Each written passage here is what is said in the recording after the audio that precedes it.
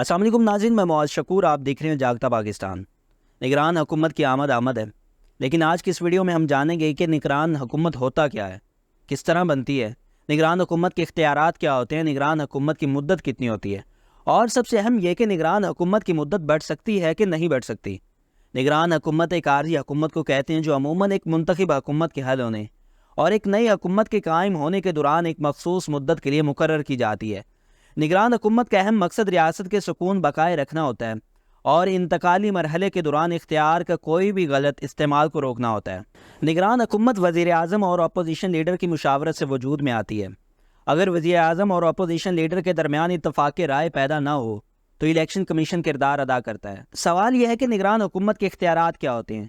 اس کی سب سے بڑی ذمہ داری ہوتی ہے کہ بلا جرم انتخابات کا منصفانہ انتظام کرے تاکہ عوام کو اپنے پسندیدہ نمائندوں کو چننے کا موقع ملے۔ نگران حکومت کا اہم مسئلہ قانون و نظم کی حفاظت کرنا ہوتا ہے۔ اس کی ذمہ داری ہوتی ہے کہ ملک میں حفاظتی تدابیر کو مستحکم کرے اور قانون کو نافذ ہونے کا یقینی بنائے۔ نگران حکومت کے پاس انتظامی اختیارات بھی ہوتے ہیں۔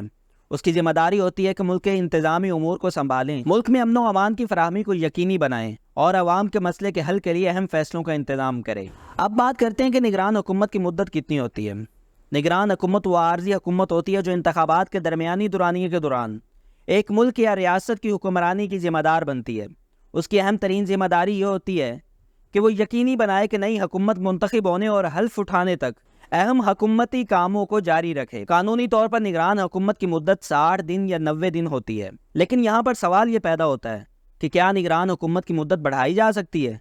اگر قانونی طور پر دیکھا جائے تو نگران حکومت کی مدت کو 90 دن سے بڑھایا نہیں جا سکتا، کیونکہ دستور کے 244 میں واضح طور پر لکھا ہوا ہے کہ 90 دن میں الیکشن ہونے چاہیے، لیکن ایک 51(5) بھی ہے جس میں لکھا ہے کہ اگر نئی مردم شماری آفیشیلی پبلش ہو جاتی ہے تو اس حساب سے قومی اسمبلی کی سیٹیں تقسیم ہوگی، پھر الیکشن عمل میں آئے گا۔ تو ناظرین، یہ تھی نگران حکومت کی پوری اسٹرکچر، ان کا انفراسٹرکچر کیا تھا، ان کی ذمہ داری کیا ہوتی ہے، ان کے اختیارات کیا ہوتے ہیں اور ان کی مدت کیا ہوتی ہے۔ امید ہے کہ آپ کو یہ ویڈیو پسند آئی ہوگی۔ انشاءاللہ ملتے ہیں ایک نئی ویڈیو میں، اپنا خیال رکھیے گا۔ اللہ حافظ۔